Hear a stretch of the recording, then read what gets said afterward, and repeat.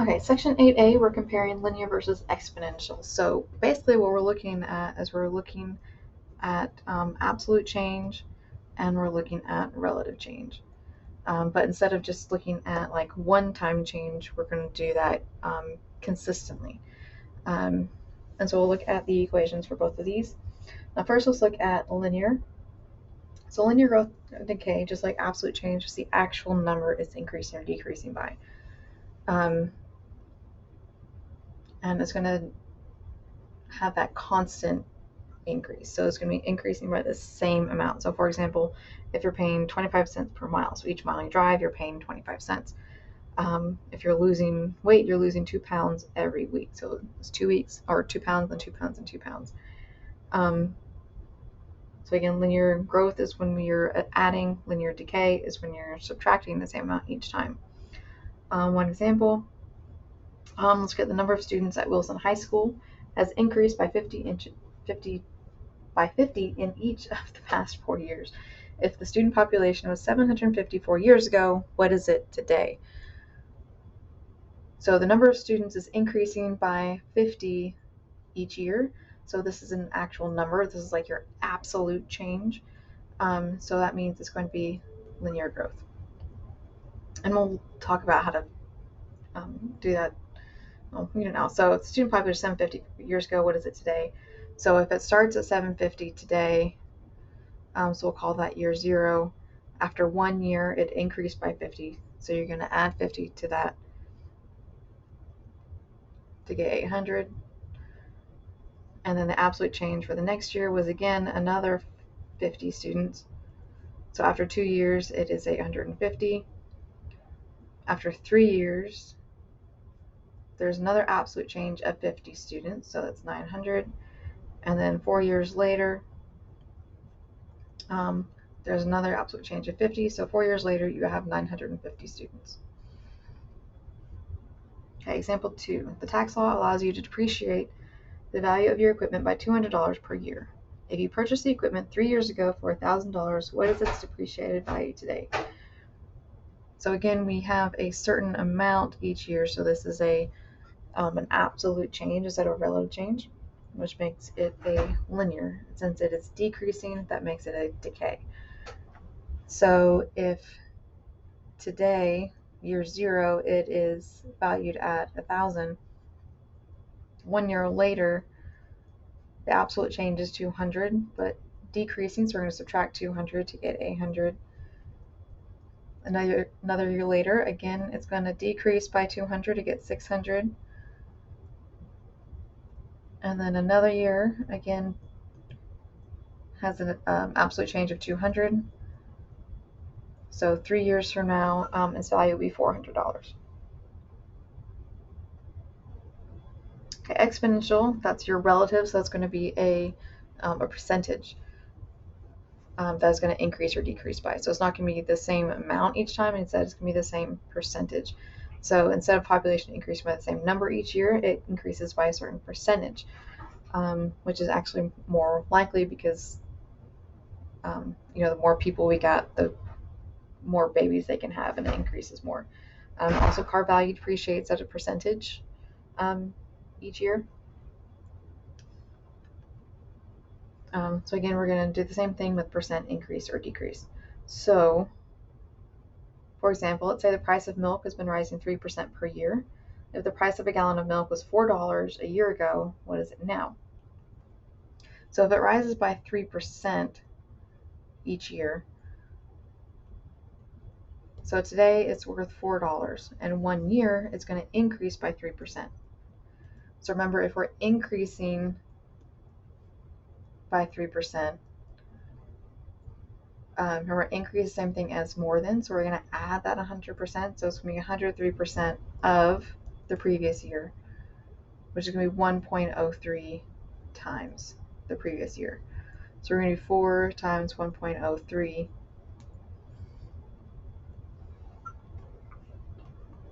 to get $4.12.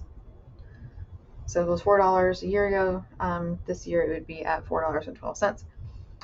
Example 4. the price of a high-definition TV set has been falling by about 25% per year. If the price is $1,000 today, what can you expect it to be in 2 years? This time it falls by 25%, so it's decreasing by 25%. So when we're decreasing by 25% means we're going to subtract it from 100. So that's going to be 75% of, or 0.75 times. So to figure out what it's going to be in 2 years, at year 0, so today it's at $1,000. 1 year later, it's going to decrease 25%. So we have 0.75 times 1,000, which is 750. And then the next year, again, it takes 75%. So we've done this repeated calculation before. So this shouldn't be anything new. Here too. So we do the 75% again, and we get 562.50. So 2 years later, that TV price should be at 562.50 if it decreases by 25% each time. Okay, let's do a little bit of practice identifying whether it's linear or exponential. So the population of Meadowview is increasing at a rate of 300 people per year. If the population is 2,400 today, what will it be in 4 years? So again, we're asking, is this an absolute change? Is it a certain number amount, or is it a relative change or a percentage amount? So we see it increases at a rate of 300 people per year. So this is 300 people, so this is an absolute change, which means it is linear. So to find the population in 4 years, we're just going to have to increase by this amount each time. So we start at year 0. We start at 2,400 today. 1 year later, we're going to add 300 to get 2,700. Year 2, we're going to add 300 again to get 3,000. Year 3, add 300 again to get 3,300. Year 4, add 300 one more time to get 3,600. So it's going to be 3,600 people in 4 years if they keep increasing at a rate of 300 people per year. Okay, example 6. During an episode of hyperinflation that occurred in Venezuela in 2016, the price of food increased at a rate of about 40% per month. So if a food item cost 1,000 bolivars, the country's unit of currency, at the beginning of this period, what was its price 4 months later? Okay, so here we have this increase, which is our word of meaning change, at a rate of about 40% per month. Okay, so here we're talking about a relative amount. We have a 40%, so that means it's going to be exponential. So what's a monthly food bill after 4 months? Notice that this is the same unit as our rate. That is important to know, because every once in a while you're going to have to change things a little bit in order to make them match. Okay, so to find the monthly bill after 4 months, we're going to have to do our relative change. We're going to have to increase by 40% each time. So if we started out at 1,000 bolivars, 1 month later it increases by 40%. So we're going to increase by 40%, means more than, which means we're going to add on the 100. So it's 140% of, or 1.4 times. So we do 1,000 times 1.4 to get 1,400.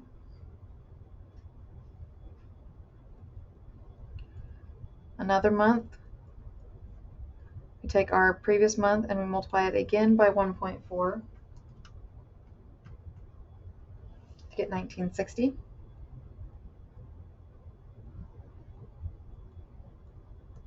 Then we take our 1960, and again we're increasing by 40%, so we're multiplying by 1.4, and we get 2744.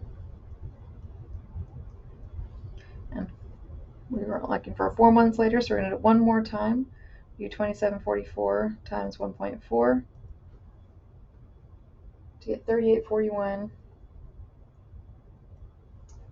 and 60 cents. So 3841.6 bolivars.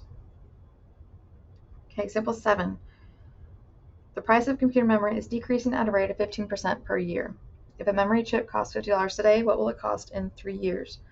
So it's decreasing at a rate of 15% per year. So this is a relative change, which means it is exponential.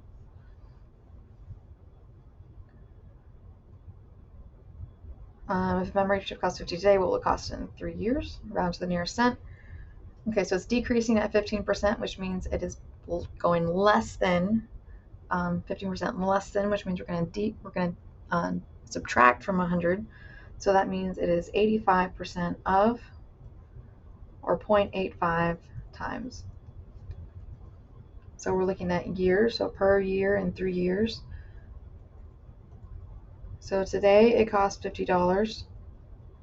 So 1 year later, it's going to decrease by 15%, or 0.85 of, get $42.50. Another year, it decreases again by 15%. So we get 36.125. I'm going to keep all of this until it is time to round at the very end. So that was year 2, so we need 1 more year. So we do 36.125 times 0.85, and we get 30.70625. Okay, now that we've got 3 years, this is when I'm going to round. So I want to round to the nearest cent, which is 2 after. The 6 is greater than 5, so this becomes 30.71. So in 3 years, that component will cost $30.71. Okay, example 8. The value of your house is increasing by $2,000 per year. If it's worth $100,000 today, what will it be worth in 5 years? So it's increasing by $2,000 per year. This is just a number, it's not a percent, so that means it is absolute and linear. And it is increasing, so we're growing. If it's worth $100,000 today, what will it be worth in 5 years? Again, make sure these match years and years. So today it's $100,000. You want it in 5 years. I'm going to go ahead and write all this out just to remind myself how many I'm doing. Okay, so it's increasing by 2,000 each time. So 100,000, I'm going to add 2,000 to get 102,000. Add another 2,000 to get 104,000. As you can see, linear is a lot simpler than exponential. Add another 2,000 for another year, so 106,000. Add another 2,000 for another year to get 108,000. Add 2,000 one more time to get 110,000. So the house should be worth 110,000 after 5 years. Note that just because it says percent doesn't necessarily always mean that it's going to be exponential. If it's increasing by a percent of something, so for example, if it says like increasing 20% of the original amount,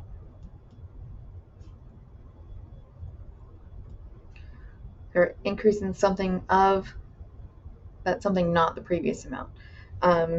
So that would make it linear because that original amount is never going to change, right? So the percent of something is an actual number that it's increasing or decreasing by, and not a percentage of the previous amount.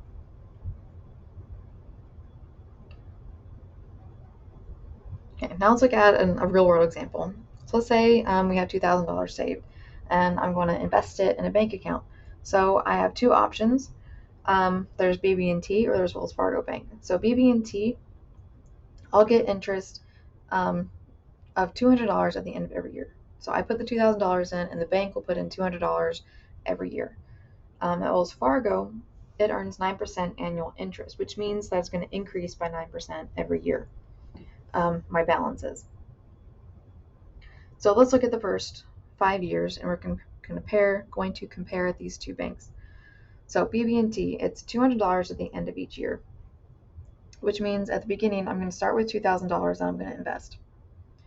After year 1, the bank is going to put $200 in, so then I'm going to have $2,200 in my account. Year 2 is going to put another $200, it's going to be $2,400.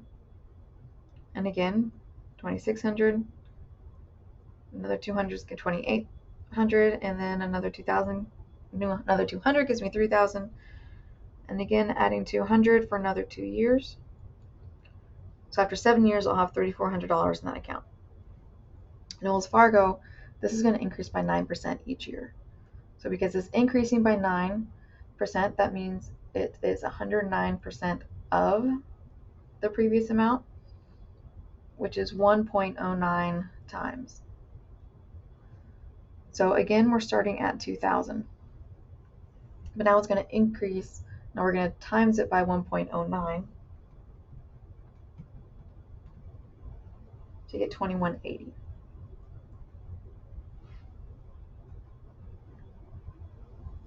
Okay, and then we're going to take that 2,180, we multiply that by 1.09. We're going to take that 2,180, and again, we're going to increase it by 9% to get 2,376.2.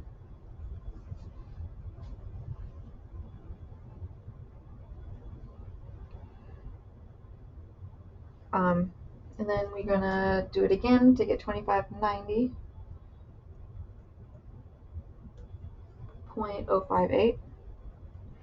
Now it mentions here that we want to round to the nearest dollar. So I can counsel you, I would like to counsel you that if you put the nearest dollar in here, so this one would round to 2,376, and this one would round to 2,590. Note that when you're multiplying by 1.09 each time, you want to take the exact number and not this rounded number. Otherwise, your answers are going to be different as you go on. So from now on, I'm going to put the rounded answer here, but in my calculations, I'm going to use the one I originally got in my calculator. And to do that, so each time, I'm not going to retype this first number.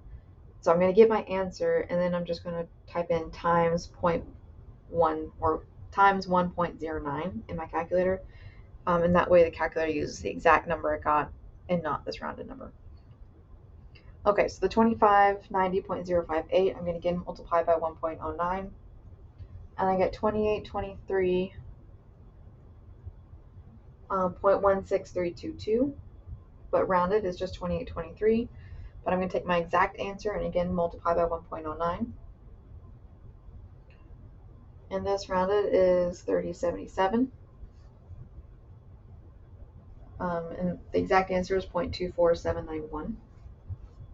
So again, I'm going to take that exact answer and multiply by 1.09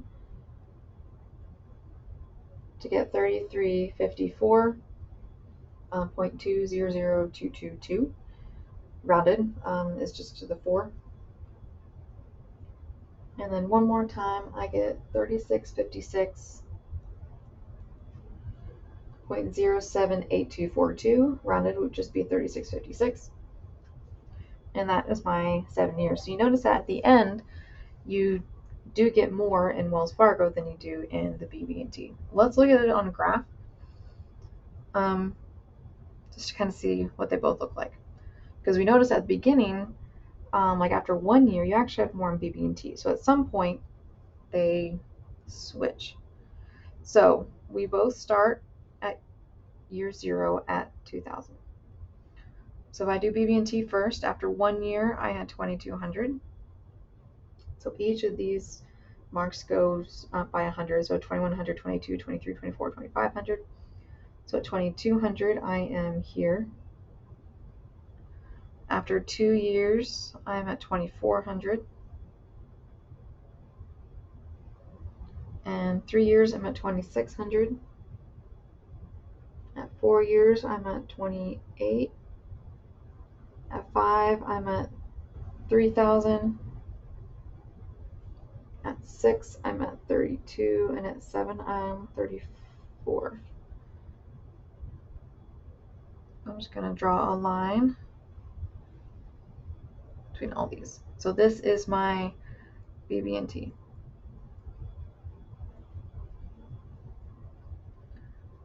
Okay, now let's look at my Wells Fargo, and I'm going to do it in red so you can see a little bit better. So that one also starts at 2000. At 1 year, it's at 2180. So we're going to have to estimate this a little bit. So it's almost at 2000, but not quite. At 2 years, it's at 2376. So this is 2300 here, but I want 2376. So I want a little bit closer to a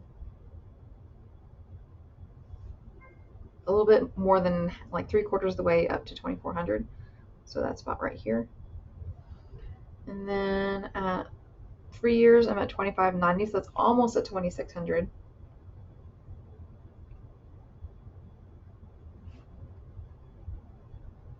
And then year 4, I'm at 2823, so it's just above 2800. At 5, I'm just over 3000. Actually, I'm about 3/4 of the way up to 3100. So I'm about right there. And then at year 6, I'm at 3354, so halfway between 3300 and 3400. 1, 2, 3, 3, halfway between. And 3656, again, it's halfway between 3600 and 3700. That is up here. So this one is a little bit of a curve.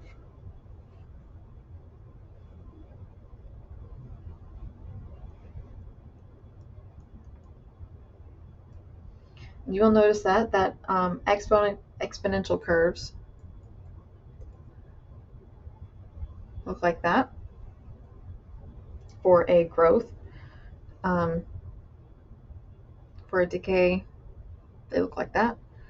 For linear, it is a straight line for increase and straight line for decrease. So lastly, so because BB&T grows by the same absolute amount, at $200 each year, this is going to be linear. And because Wells Fargo grows by the same relative amount, so that's 9% each year, this is exponential. And that is it for 8A.